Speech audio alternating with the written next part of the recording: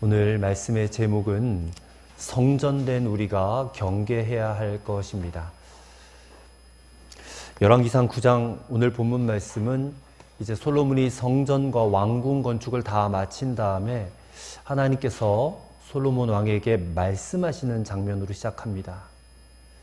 솔로몬이 모든 힘과 공을 들여서 열심으로 이제 하나님의 성전을 지었고 또 자신의 왕궁도 짓고 이제 그것을 다 이제 봉헌을 했습니다. 거기에 많은 재물이 들어갔고 또 수많은 백성들의 수고와 땀이 들어갔습니다. 그리고 하나님께 참 칭찬받을 만한 그런 일을 한 것입니다. 그러니 하나님 앞에서 뿌듯할 수도 있겠지요. 근데 이러한 때에 하나님께서 그에게 하신 말씀이 무엇인지를 우리가 눈여겨볼 필요가 있다는 것입니다. 그 말씀을 한마디로 말씀을 드리면 네가 하나님 말씀에 순종하면 복을 받고 하나님 말씀에 불순종하면 저주받는다. 이 말씀을 하시는 거예요. 근데 왜 하필이면 이렇게 수고한 솔로몬에게 굳이 이렇게까지 말씀하시는 그 하나님의 의도가 무엇일까? 그저 너 순종하면 복을 받을 것이다. 그렇게만 말씀하시면 됐지. 굳이 그냥 거기다가 불순종하며 저주를 받는다. 이 말씀까지 붙여서 하시는 그 이유가 무엇일까? 우리가 이 말씀을 통해서 꼭 깨달아 알아야 할 것이 있습니다. 이것은 오늘 우리에게도 똑같이 말씀하시는 것이거든요. 하나님께서 오늘 저와 여러분에게 너희가 내 말에 순종하면 축복을 받는데 만약에 내 말에 불순종하면 너희가 저주를 받을 것이다. 이렇게 강하게 말씀하시는 것이거든요. 근데 그럴 때 우리가 한 가지 오해하지 말아야 될 것이 있습니다. 하나님의 마음은, 하나님의 의도는 하나님의 백성, 저와 여러분이 하나님의 백성이고 하나님의 자녀들이잖아요. 근데 그 하나님의 속마음이 뭐냐면 우리가 이 땅에서 잘되고 복을 받는 것입니다. 그게 하나님의 마음이에요. 본래 마음입니다. 하나님은 우리가 잘되기를 원하시지 우리가 못되고 망하고 저주받기를 원하시는 분이 절대 아니세요. 잘되기 원해서 이 말씀을 지금 강조하시는 것이지 우리가 못되기를 바라서 저주를 말씀하시는 것이 결코 아니라는 것을 우리가 먼저 생각을 해야 된다는 것입니다. 그렇다면 오늘 이 말씀을 좀 더 우리에게 가깝게 끌어당겨야 돼요. 왜냐하면 사도 바울이 고린도전서 3장 16절에 이렇게 말씀했거든요. 너희가 하나님의 성전인 것과 하나님의 성령이 너희 안에 거하시는 것을 너희가 알지 못하느냐라고 말했기 때문에 그렇습니다. 바울은 우리가 하나님의 성전이래요. 지금 솔로몬이 하나님의 성전을 건축했는데 사도 바울은 우리가 하나님의 성전이래요. 그러면 이 성전을 완공했다라는 성경 말씀을 읽으면서 우리는 무엇을 생각해야 되느냐? 우리 자신이 하나님의 거룩한 성전이다라고 생각할 수 있어야 한다는 것입니다. 눈에 보이는 건물 예배당이 성전이 아니라 우리 자신이, 우리 몸이, 우리의 마음이, 우리의 영혼육, 우리의 모든 지체가 하나님의 성전이다라고 여기고 믿고 생각할 수 있어야 된다. 그 말입니다. 그래서 오늘 열왕기상의 말씀을 읽으면서 우리는 그대로 이 말씀 우리에게 적용할 수가 있어요. 자, 성전 완공 이후에 하시는 하나님의 말씀은 곧 성전된 우리에게도 하시는 말씀으로 받아들이시면 정확하다는 것입니다. 그리고 성전된 우리에게 오늘 몇 가지 경계할 것들을 말씀하고 있다는 것입니다. 그것이 무엇인지 오늘 함께 우리가 말씀을 통해서 깨닫고 우리의 기도의 제목으로 삼기를 원합니다. 첫째로, 성전된 우리는 하나님 때문에 존재한다라는 사실을 알아야 한다는 겁니다. 자, 3절의 말씀을 보십시오. 여호와께서 그에게 이르시되 내 기도와 내가 내 앞에서 간구한 바를 내가 들었은즉 나는 내가 건축한 이 성전을 거룩하게 구별하여 내 이름을 영원히 그곳에 두며 내 눈길과 내 마음이 항상 거기에 있으리니. 자, 하나님께서 지금 솔로몬에게 뭐라고 말씀하세요? 성전에 하나님 당신의 이름과 당신의 눈과 당신의 마음을 두시겠다 그렇게 말씀하고 계십니다. 자, 이 말씀은 성전에 하나님의 모든 관심을 쏟으시겠다 이 말입니다. 모든 관심을 그 성전에 쏟으시겠다. 그곳에서 하나님이 역사하시겠다, 일하시겠다, 복을 베풀어 주겠다, 그런 의미입니다. 그렇다면 오늘 성전된 우리가 하나님의 성전이라면 오늘 하나님의 이름이 우리에게 있고 하나님의 눈이 우리에게 있고 하나님의 마음이 우리에게 있다는 사실을 믿으시라는 겁니다. 하나님의 모든 관심이 오늘 저와 여러분에게 있다는 것을 믿으시라는 겁니다. 우리가 예수 믿었다는 것 때문에 하나님께서 예수 믿는 나에게 관심을 갖고 계시고 주목하고 계시고 하나님 당신의 이름과 눈과 마음을 다 쏟아부으시겠다 그 말입니다. 이게 하나님의 축복 아닙니까, 여러분? 아멘. 여러분 안에 하나님으로 가득 차 계세요? 하나님이 가득 차 계시다라는 것은 나는 이제 하나님 없으면 못 산다 이런 뜻입니다. 하나님 없으면 못 살아요. 하나님의 눈과 하나님의 마음으로 내가 주목을 받아야지만이 살 수 있다라는 것인데 이 하나님의 관심, 지극한 관심이 없으면 나는 이제 못 살겠다 이런 말이에요. 이게 오늘 저와 여러분의 정체성입니다. 믿음으로 구원받은 하나님 나라 백성 그리스도인의 정체성이라는 거예요. 이제 하나님 없이는 못 산다. 예수님 없이는 못 산다. 오늘 본문은 하나님께서 솔로몬에게 이런 뜻을 가지고 말씀을 하고 계시는 것입니다. 아름답게 건축된 성전이에요. 그 성전이 도대체 무엇 때문에 왜 존재하는 거예요? 하나님 때문에 존재한다는 거예요. 하나님이 계시기 때문에, 살아계시기 때문에 이 성전이 존재한다라고는 이 사실을 절대로 잊어버리지 말라고 당부하고 또 당부하시는 것이 하나님의 뜻입니다. 솔로몬 성전의 정체성이 이와 같다면 오늘 성령이 임하여서 성전된 우리도 하나님 때문에 존재한다는 사실을 알아야 합니다. 그리고 이 말은 이제 우리가 하나님 앞에 말씀대로 순종하면 복을 받게 되어 있다라는 그런 의미로 연결이 되어지는 거예요. 자, 3절을 읽었는데 4절, 5절도 보세요. 내가 만일 내 아버지 다윗이 행함같이 마음을 온전히 하고 바르게 하여 내 앞에서 행하며 내가 내게 명령한 대로 온갖 일에 순종하여 내 법도와 율례를 지키면 내가 내 아버지 다윗에게 말하기를 이스라엘의 왕위에 오를 사람이 내게서 끊어지지 아니하리라 한 대로 내 이스라엘의 왕위를 영원히 견고하게 하려니와 라고 했습니다. 그러니까 여기까지만 받으면 좋은데 하나님은 이렇게 축복만 말씀하시는 것이 아니고 뒤에 불순종할 때 이야기까지 꼭 말씀하시는 거예요. 6절 7절입니다. 만일 너희나 너희 자손이 아주 돌아서서 나를 따르지 아니하며 내가 너희 앞에 둔 나의 계명과 법도를 지키지 아니하고 가서 다른 신을 섬겨 그것을 경배하면 내가 이스라엘을 내가 그들에게 준 땅에서 끊어버릴 것이요 내 이름을 위하여 내가 거룩하게 구별한 이 성전이라도 내 앞에서 던져버리리니 이스라엘은 모든 민족 가운데서 속담거리와 이야기거리가 될 것이라. 자, 왜 불순종을 이야기하는 것일까?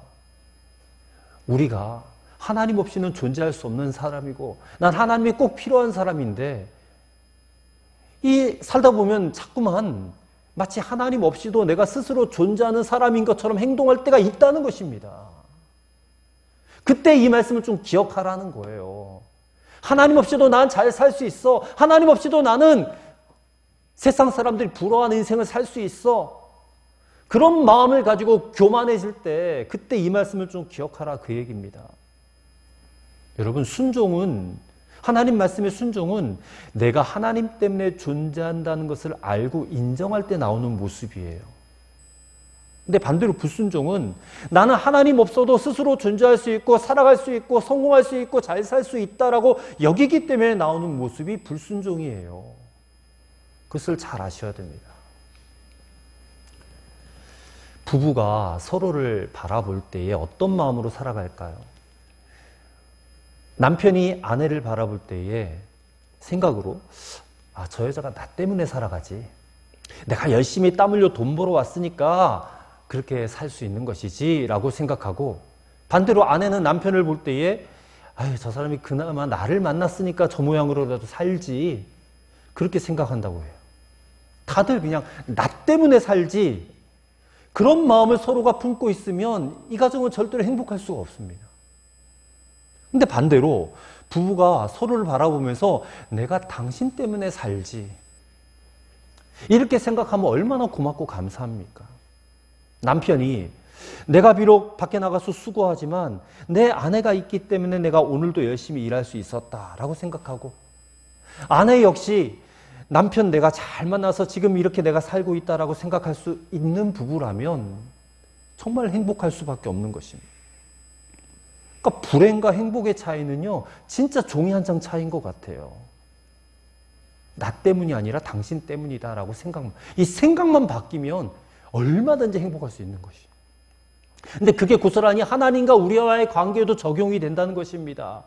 여러분, 우리가 하나님 때문에 산다, 하나님 때문에 존재한다는 사실을 믿고 깨달으면 우리는 기꺼이 하나님께 순종할 수 있습니다. 순종이 어렵지가 않아요. 얼마든지 하나님께 가까이 갈 수 있고요, 그 하나님과 깊은 교제와 사랑을 나눌 수가 있습니다. 그러면 어떻게 되겠습니까? 행복해지는 거죠. 여러분, 절대로 오해하지 말 것은 세상 속에서 우리가 뛰어나게 잘 되고 뭐 돈을 많이 벌고 건강해진다고 행복해지는 것이 아닙니다. 그건 잠깐 일시적인 행복이죠. 그 영원한 행복이 아니에요. 성경이 말하는 행복은요, 하나님과 우리의 관계가 바르게 정립되었을 때 찾아오는 그 느낌, 어떤 그 상황, 그 상태를 행복이라고 말을 하는 거예요. 그게 축복이고 그게 형통이거든요. 근데 우리가 하나님을 믿는다고 하면서도 마치 하나님 없어도 괜찮은 것처럼 행하고 살면 8절 말씀처럼 조롱거리가 돼요. 8절에 보시면 이 성전이 높을지라도 지나가는 자마다 놀라며 비웃게 된다는 거예요. 우리가 그리스도인이라고 하면서도 우리의 존재됨을 망각한다면 이 세상 사람들이 우리를 보면서 비우는 일이 생길 것이다 라고 하는 것입니다. 실제로 오늘날 한국교회가 얼마나 세상 사람들에게 조롱거리가 되고 있어요. 뭐 인터넷에, 포털에 뭐 교회에 관련된 어떤 기사 하나만 뜨면 그 밑에 댓글을 달리는데 읽을 수가 없어요. 얼마나 조롱하는지. 우리가 그런 존재가 되어서는 안 되지 않겠느냐, 그 말입니다. 그러므로 사랑하는 성도 여러분, 하나님 때문에 이 성전이 존재한다는 것이다, 이것을 솔로몬에게 기억하게 하시는 것처럼 오늘 저와 여러분도 하나님 때문에 내가 존재하는 것이다, 이것을 반드시 기억하며 사실 수 있기를 바랍니다. 그러면 우리가 범사의 하나님을 인정하고 그 하나님 앞에 얼마든지 순종하며 살게 될 거예요. 그럼 순종하면 어떻게 돼요? 우리가 복을 받게 돼요. 하나님이 주시는 복을 받게 돼요. 그리고 그 복을 받으면 우리는 더 순종할 수 있게 돼요. 그렇지 않겠습니까? 이게 복의, 축복의 선순환이 이루어지는 것 아니겠습니까?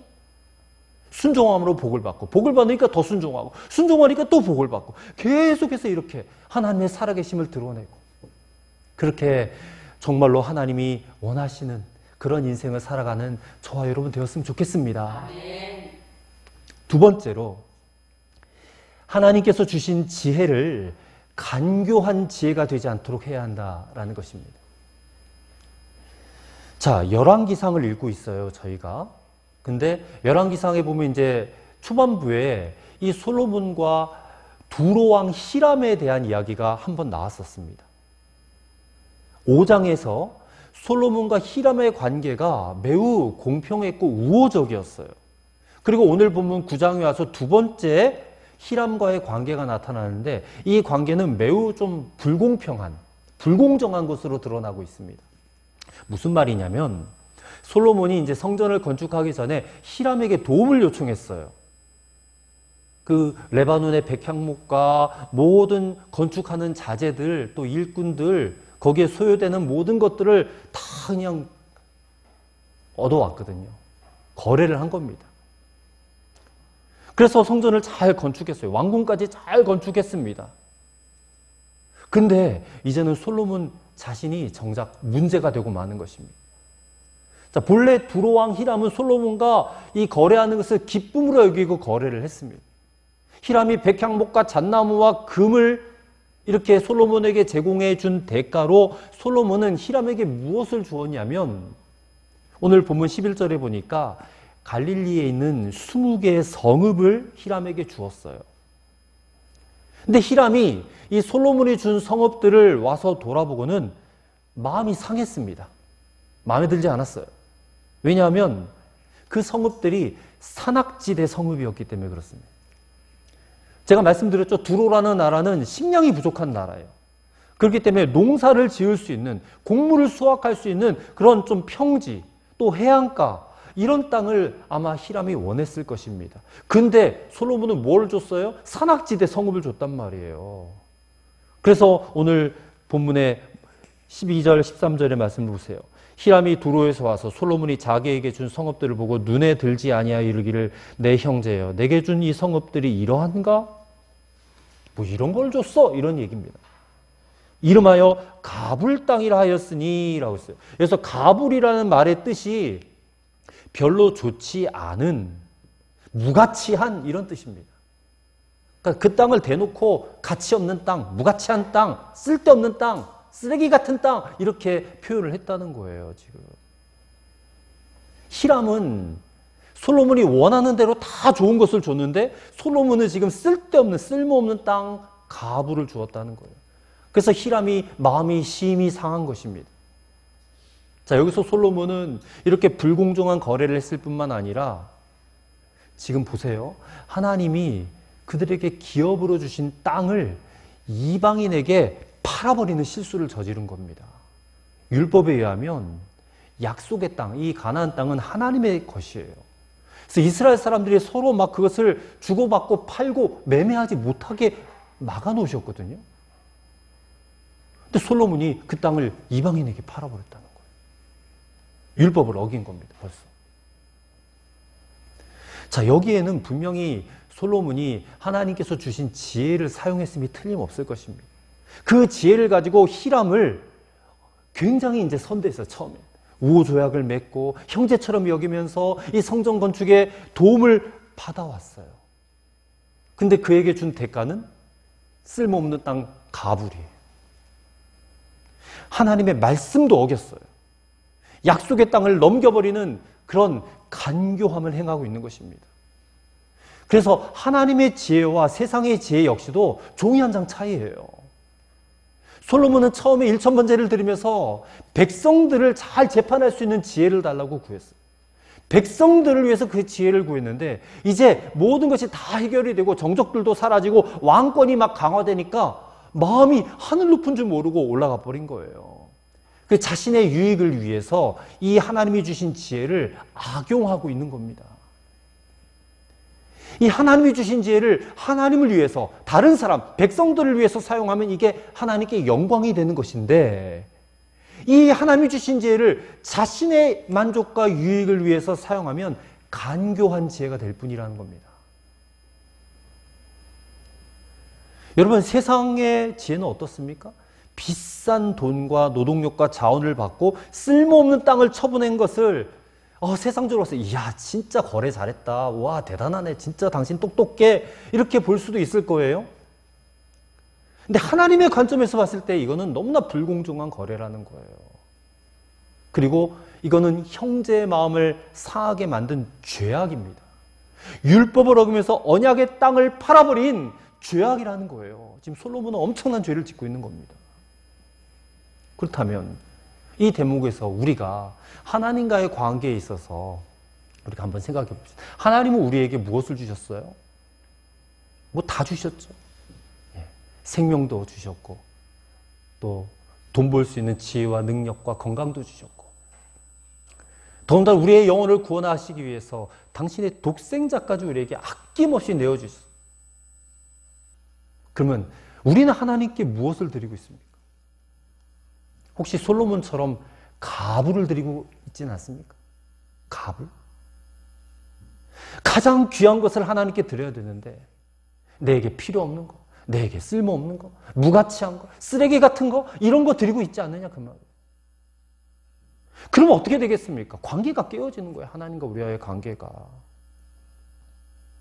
사무엘상 보면 하나님께서 엘리 제사장에게 이런 말씀을 하신 적이 있어요. 사무엘상 2장 30절에 나를 존중히 여기는 자를 내가 존중히 여기고 나를 멸시하는 자는 내가 경멸하리라 그랬어요.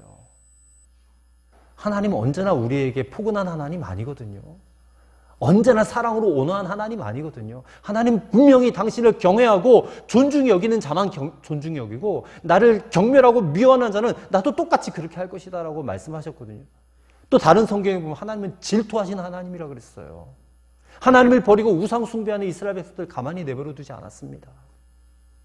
하나님은 어떻게 보면 불같은 하나님이에요. 맹렬히 타오르는 질투의 화신과 같은 그런 하나님이세요. 그러니 여러분 하나님 앞에 값을 드리면 안 됩니다. 가장 좋은 것 드리셔야죠. 가장 귀한 거. 언젠가 한번 설교했지만 그 옥합을 깨트린 한 여인의 그 정성을 보세요. 300데나리온에 하는 그때 당시에 그 여인이 가지고 있었던 모든 것을 다 들여서 예수님께 부어버린 거거든요. 옆에 있는 제자들은 왜 그런 것을 허비하느냐 낭비하느냐 가난한 자들에게 주면 더 좋았을 것을. 근데 예수님이 뭐라고 합니까? 냅둬라. 이 여자는 지금 나에게 좋은 것을 하고 있는 것이다. 하나님이 다 받으신 것이거든요. 예수님이. 좋은 것 받으시고 싶은 거예요. 하나님도. 그런 하나님의 마음을 모르고 우리는 자꾸 하나님께 내게 그냥 필요 없는 거, 쓸모없는 거 이런 것들을 그냥 드리고 그래도 하나님께 내가 드렸지. 빈손으로 나온 건 아니지. 이러고 있는 건 아닌가. 사랑하는 성도 여러분, 오늘 우리가 일상생활을 할 때도 마찬가지입니다. 우리가 사업을 할 때나 또 거래를 할 때나 다른 사람과 이렇게 할 때도 오늘의 이 교훈을 가슴에 새기셔야 돼요. 혹시라도 우리가 욕심에 이끌려서 불이한 이익을 얻고자 내게 무가치한 것을 다른 사람에게 줄 때에 그 세상 사람들이 그거 보고 저 교회 다닌다, 저 예수 믿는다고 하는, 저 믿음이 뭐 저래, 저거 믿는 하나님이 제대로 된 하나님이야? 하면서 얼마나 욕을 하겠냐는 거예요. 우리의 믿음도 하나님의 나라도 무가치하고 쓸모없는 것으로 여겨버리게 될 것임을 우리가 생각해야 돼요. 우리의 태도로 하나님의 영광이 곤두박질 칠 수도 있다는 것입니다. 나락에 떨어질 수도 있다는 거예요. 그러니 오늘 저와 여러분들에게 하나님이 허락하신 것들을 가치 있게 사용할 줄 아는 그런 지혜로움이 있으시게 되기를 간절히 축원합니다. 세 번째로, 교만은 믿음을 변질시켜서 서서히 자신을 무너뜨리고 만다는 겁니다. 자, 솔로몬의 또 다른 문제는 이제 그가 왕으로 있는 동안 이 건축 공사가 계속되었다는 점입니다. 오늘 본문에도 나타나듯이 이 예루살렘 주변에 여러 곳에다가 성을 지어요. 성을 쌓습니다. 뿐만 아니라 솔로몬은 하나님께 묻지도 않고요. 자신의 생각과 자신의 욕망대로 온 나라를 그냥 공사판으로 만들어버렸어요. 15절부터 19절을 보십시오. 솔로몬 왕이 역군을 일으킨 까닭은 이러하니 여호와의 성전과 자기 왕궁과 밀로와 예루살렘 성과 하솔과 무깃도와 게셀을 건축하려 하였음이라. 전에 애굽 왕 바로가 올라와서 게셀을 탈취하여 불사르고 그 성읍에 사는 가나안 사람을 죽이고 그 성읍을 자기 딸 솔로몬의 아내에게 예물로 주었더니 솔로몬이 게셀과 아래 벳호론을 건축하고 또 바알락과 그 땅에 들에 있는 다드몰과 자기에게는 모든 국고성과 병거성과 마병의 성들을 건축하고 솔로몬이 또 예루살렘과 레바논과 그가 다스리는 온 땅에 건축하고자 하던 것을 다 건축하였대요. 온 나라를 진짜 공사판으로 만들었어요. 근데 이때 이스라엘 백성들이 이 건축의 역군으로 동원이 되었어요. 이스라엘 백성들은 자기 백성들이잖아요. 근데 마치 노예처럼 부려먹었어요. 신분이 노예는 아닙니다. 근데 실제로는 노예처럼 부려먹었다는 거예요. 성전 건축할 때도 한 3만 명 차출해서 지었잖아요. 그때는 한 달 일하고 두 달은 집에 가서 쉬게끔 해줬어요. 5장 14절에 나와 있어요. 한 달은 일하고 두 달은 쉬어라. 근데 그 이후에 이 여러 성들을 건축할 때는요, 그 원칙이 지켜지지 않습니다. 쉬는 시간이 없어요. 부당하게 일을 해야 했다는 것입니다. 이때 이 이스라엘 백성들의 아픔과 고통을 한번 생각해 보세요. 이들은 지금 쉼을 잃어버린 겁니다. 피곤해졌어요. 그들이 출애굽했잖아요. 애굽에서 왜 나오려고 했습니까? 애굽에서 쉬지를 못했어요. 노예 생활을 했단 말이에요. 억눌린 생활을 했어요. 근데 거기서부터 탈출해서 이제 자유를 얻었다 했는데 이제는 도로 솔로몬 왕의 노예가 된 거예요. 그리고 오늘 본문 20절, 21절에도 보세요. 이게 또 하나의 잘못이 있는데 이스라엘 자손이 아닌 아모리 사람과 헷 사람과 브리스 사람과 히윗 사람과 여부스 사람 중 남아있는 모든 사람 곧 이스라엘 자손이 다 멸하지 못함으로 그 땅에 남아있는 그들의 자손들을 솔로몬이 노예로 역군을 삼아 오늘까지 이르렀다 했습니다. 하나님께서 처음에 가나안 땅을 정복할 때에 진멸해버리라 그랬거든요. 근데 진멸해버리지 못하고 그냥 사로잡아가지고 이 가나안 사람들을 역군으로 삼았어요. 그리고 이스라엘 사람들을 공사판의 감독으로 삼아서 대형 건축 공사를 진행했다는 것입니다. 세상적으로 봤을 때는 이게 얼마나 지혜롭고 효율적인 행정력입니까? 근데 이것이 하나님의 말씀을 거역하는 것임을 솔로몬은 알지 못했다는 겁니다. 가나안 족속을 이렇게 노예로 삼아 부역을 하게 한 것은 이스라엘 백성들이 바로의 지배하에서 강제 노동하던 것과 동일한 죄를 범하고 있다는 사실을 솔로몬은 지금 알지 못했던 것입니다. 본래 가나안 족속들을 진멸하는 것이 하나님의 뜻이었는데 진멸하지도 않았고 그들을 노예로 삼아 부역까지 시키는 일까지 자행하는 솔로몬의 이 모습은 분명 어리석은 자의 모습이에요. 전혀 지혜롭지 않습니다. 하나님과 백성들을 잘 섬기려고 했던 솔로몬이 왜 이렇게 변질되었을까요? 언급했지만 교만 때문입니다. 교만. 여러분, 교만은 아무리 탁월한 지혜를 갖고 있어도요, 금방 곤두박질치게 어리석은 자로 만들어버려요. 그리고 다른 사람에게 아픔과 상처와 고통을 주게 돼요. 믿음과 삶의 밸런스를 무너뜨려버려요, 교만이. 교만의 배후에는 사탄이 있거든요. 사탄에게 농락당하는 거예요. 지배당하는 거예요. 그래서 혹여라도 내 마음속에 교만이 찾아 들어올까 봐 경계하고 또 경계하셔야 됩니다. 여러분 마음을 잘 지키셔야 돼요. 그리고 솔로몬이 이렇게 지금 공사판을 만들어 놓는 이유가 무엇인지 아십니까? 이곳저곳에 그냥 거대한 성들을 쌓아놓으면 이 성들이 이스라엘을 지키고 자기를 지켜줄 줄 알았다는 거예요. 그렇게 생각하기 시작했다는 것입니다. 눈에 보이는 것을 의지하기 시작했다. 그 얘기예요. 본래 이스라엘은 또 이스라엘의 왕은 눈에 보이지 않지만 살아계신 영원하신 하나님만을 의지하고 신뢰하며 살아가야 된 백성들인데 지금 자꾸 강성하고 뭔가 잘 되니까 눈에 보이는 것들을 신뢰하기 시작하고 의지하기 시작했다는 것입니다. 왕은 또 백성들은 눈에 보이지 않는 하나님을 의지하고 하나님을 신뢰해야만 해요. 그게 하나님이 원하시는 것입니다. 눈에 보이는 건물이 아니라 정말 마음의 밭을 기경해서 겸손히 하나님 앞에 나아가는 것을 원하세요. 근데 솔로몬은 그가 왕으로 있는 동안 쉬지 않고 건축을 합니다. 나중에는 이 일이 백성들에게 불만의 요소가 돼요. 그래서 솔로몬이 죽고 난 다음에 그 아들 르호보암이 왕위를 이어받을 때 이 백성의 장로들이 나와서 당신 아버지처럼 우리를 이렇게 할 거면 안 된다. 충고를 해요. 근데 르호보암이 뭐라고 합니까? 내가 아버지가 한 것보다 더 세게 당신들을 부려먹을 것이다. 그렇게 말하니까 나라가 두동강이 나버린 거예요. 그때. 그 북왕국과 남왕국으로 갈라지는 비극의 씨앗이 바로 이 건축 때문에 일어난 일인 것입니다. 그리고 또 한 가지 24절의 말씀을 보세요. 바로의 딸이 다윗성에서부터 올라와 솔로몬이 그를 위하여 건축한 궁에 이를 때에 솔로몬이 밀로를 건축하였더라 했습니다. 솔로몬이 바로의 딸, 애굽의 왕 바로의 딸과 결혼한 것도 문제였어요. 왜냐하면 우상 숭배자의 딸과의 결혼을 하나님께서 허락하신 바가 없기 때문에요. 근데 이제는 이 바로의 딸을 위해서 백성들을 소집해서 밀로라는 성을 건축하고 있는 겁니다. 우상 숭배자의 딸을 위해서 백성들의 노동력을 착취하고 그들의 쉼을 빼앗을 만큼 솔로몬은 형제인 자기 백성들보다 자기 아내와 그 아내의 나라인 애굽의 환심을 사는데 더 민첩한 사람이 되고 말았다는 것입니다. 세상적으로 봤을 때는 위대한 성공자예요. 모든 세상의 다른 나라 왕들이 솔로몬을 부러워했습니다.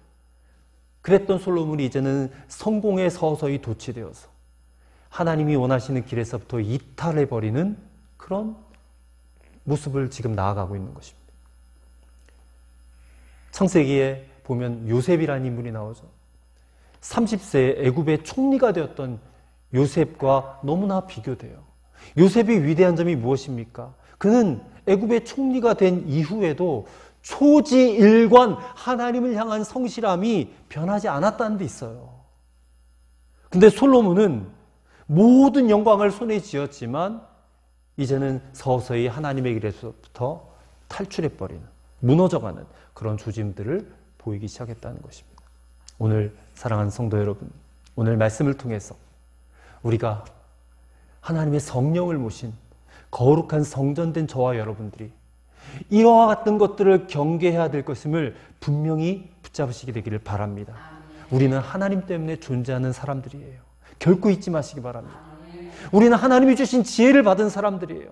그 지혜를 하나님의 영광을 위해서만 사용하실 수 있게 되기를 바랍니다. 우리의 믿음을 무너뜨리려는 교만이 찾아와요. 안 오지 않습니다. 얼마든지 사탄은 우리의 마음속에 교만을 집어넣으려고 해요. 그럴 때 속히 깨닫고 여러분 성공하거나 실패하거나 언제나 항상 겸손한 태도로 하나님 앞에 끝까지 나아가시는 그런 성도 여러분 되시기를 바랍니다. 그래서 바라기는 하나님께서 약속하신 이 순종의 복을, 순종할 때 복을 주시겠다 하신 이 순종의 복을 언제나 누리시고 살아가시는 저와 여러분 되시기를 주의 이름으로 간절히 축원합니다. 기도하겠습니다. 하나님 아버지 감사합니다. 순종하면 복을 받고 불순종하면 저주를 받는다고 하시는 말씀을 우리가 받았습니다. 하나님 우리가 이 땅에서도 잘 되기를 바라셔서 우리가 순종함으로 복을 받으라 말씀하심을 믿습니다. 우리의 존재는 하나님 때문이라는 사실을 잊지 않게 하옵소서. 하나님의 모든 관심이 우리에게 있다는 것 잊지 않게 하옵소서. 솔로몬이 하나님의 지혜를 받아 하나님을 위하여 사용하였을 때는 영광이 되었지만 자신의 유익과 만족을 위하여 사용하였더니 간교한 지혜가 되고 말았음을 우리가 깨달았습니다. 오늘 우리에게도 주신 이 하나님의 지혜를 하나님을 위하여서 가치 있게 사용하는 지혜로움을 허락하여 주옵소서. 온 나라를 공사판으로 만들어갔던 솔로몬의 교만이 그의 믿음을 변질시켜 자신을 무너뜨리고 말게 되었음을 보았습니다. 눈에 보이지 않는 하나님, 그러나 눈에 보이는 건물들을 의지하려는 솔로몬의 욕심, 결국 그를 파멸시켰고 결국 나라가 갈라질 수밖에 없었던 아픔을 겪게 되었던 이 말씀을 통하여서 우리는 하나님 앞에 끝까지 겸손함으로 나아갈 수 있도록 우리를 인도하여 주시옵소서. 성령께서 우리를 주장하여 주실 줄로 믿사오고 거룩하신 예수님의 이름으로 기도드리옵나이다. 아멘.